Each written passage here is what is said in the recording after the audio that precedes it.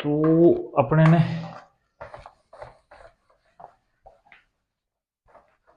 अपने कौन सा पढ़ रहे थे, इकोनॉमिक सर्वे का। अपने इकोनॉमिक सर्वे का चैप्टर दूसरे का दूसरा पार्ट पढ़ रहे हैं।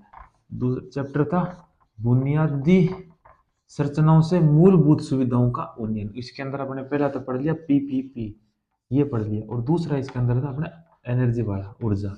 अभी अपने ऊर्जा के बारे में पढ़ेंगे। अपने ऊर्जा के अंदर टारगेट दे रखा है कि 2030 तक है ना 50% कृषि के लिए जो ऊर्जा है वो खुद किसान ही, मतलब सौर ऊर्जा से किसानों के लिए 50% बिजली उत्पादन करना। क्योंकि ये इनको जो बिजली दे रहे हैं उसके अंदर सरकार को बहुत, मतलब थोड़ा बहुत ज्यादा इसमें पैसे खर्च हो रहे हैं। क्योंकि ये किसानों को लगभग 2000 यूनिट बिजली फ्री दे रहे हैं।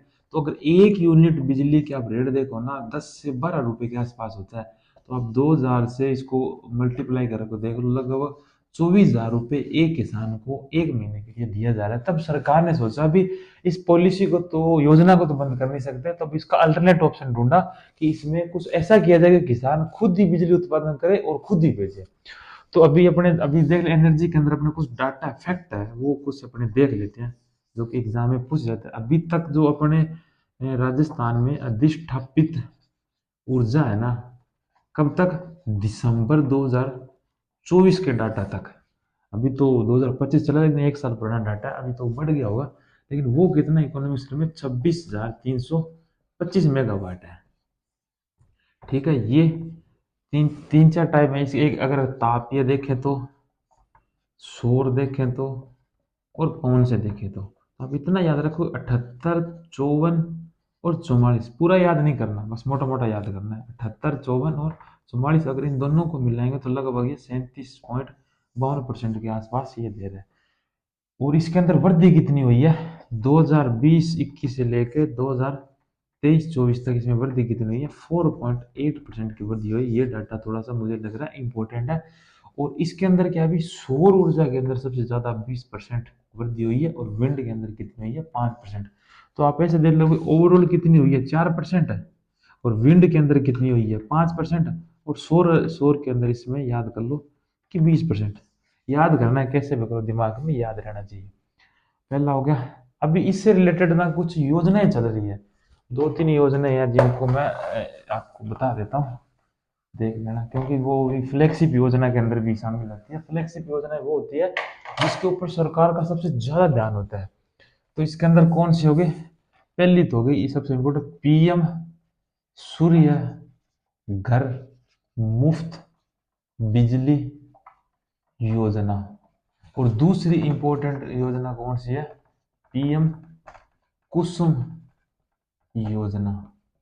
और तीसरी होगी मुफ्त बिजली की योजना, जो कि किसानों और कृषि और घरेलू दोनों के लिए किसान मित्र योजना थी, उसको मर्ज करके इसको मैं आपको बाद में बताऊंगा। पीएम सूर्य घर मुफ्त बिजली योजना सबसे पहले ये शुरू कब हुई, ये शुरू हुई है 13 फरवरी 2024 के अंदर। इसके अंदर टारगेट क्या रखा गया, इसके अंदर टारगेट रखा गया है कि 1 करोड़ घरों के ऊपर, रूप टूप घरों के ऊपर अपने वो छत के ऊपर सौर पैनल लगाएंगे। सौर पैनल, इसमें राजस्थान ने बोला अभी 5 लाख सौर पैनल तो हम लगा देंगे, ये राजस्थान ने बोला। दो चीज होगी, 5 लाख ये हो गया। और इसके अंदर सरकार ऋण भी देती है। कितना ऋण देती है, 2 लाख रुपए का ऋण देती है, और 6.75% की ब्याज दर पे देता है। और इसमें गवर्नमेंट क्या करती है, ग्रांट भी देती है, मतलब अनुदान भी देती है, एक तरीके से सब्सिडी भी देती है।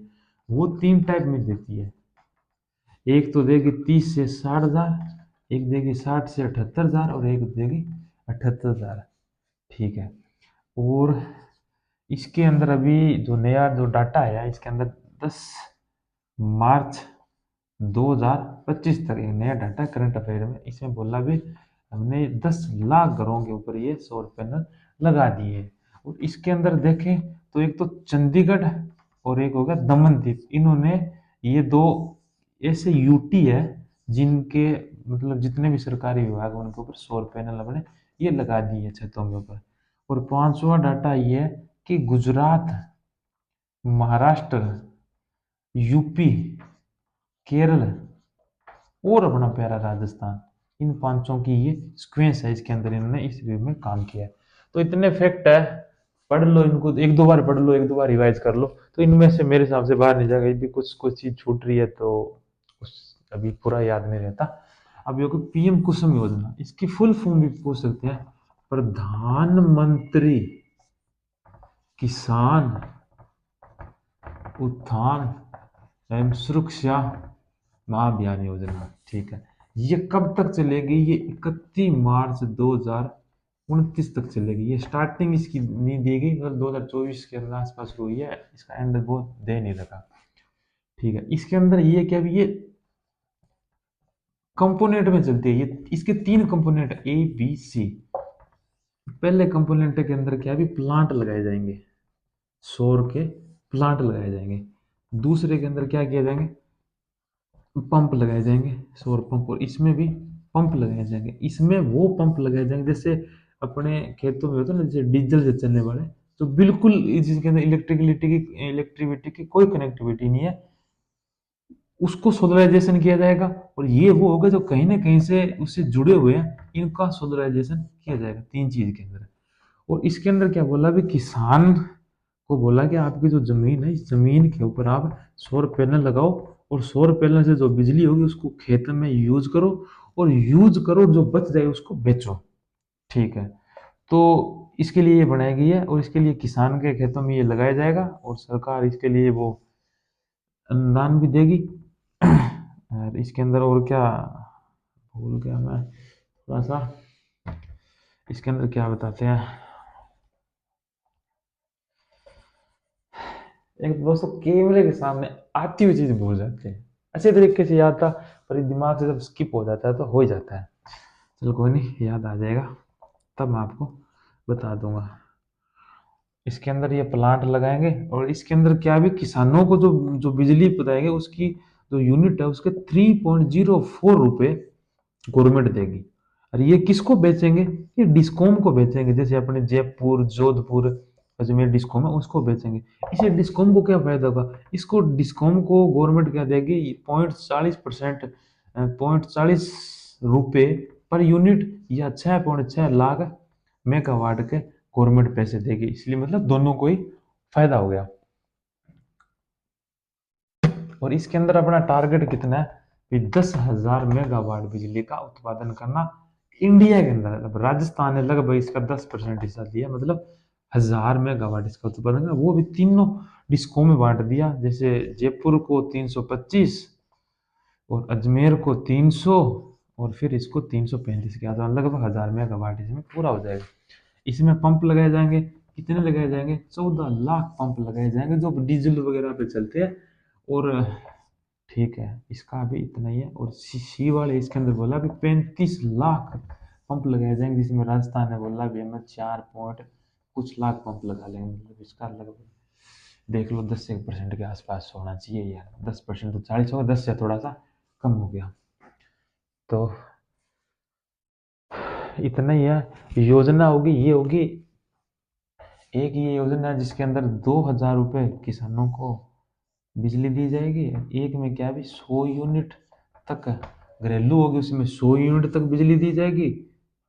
अगर आपने 200 यूनिट बिजली यूज कर ली तो 100 यूनिट तक तो फ्री रहेगी। जो एक्स्ट्रा जो 100 यूनिट बढ़ी है उसके ऊपर स्थायी शुल्क फिक्स चार्ज वगैरह लिया जाएगा। अगर आपने 200 यूनिट से ज़्यादा बिजली खर्च कर दी तो 100 यूनिट तो माफ होगी, और 100 यूनिट के एक्स्ट्रा आपको पूरे खर्चे देने पड़ेंगे, जितने भी एक्स्ट्रा हो गए।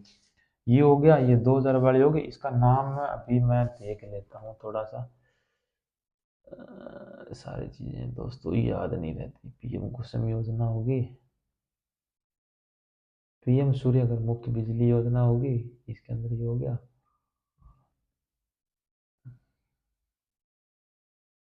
हाँ, इसका जो मैं नाम बता रहा था ना, इसका नाम है मुख्यमंत्री निशुल्क बिजली, मुख्यमंत्री निशुल्क बिजली योजना। अगर कृषि आ जाए तो जिसके अंदर किसानों को 2,000 यूनिट दी जा रही है, अगर इसकी जगह घरेलू आ जाए तो कितना हो जाएगा अपना दोस्तों?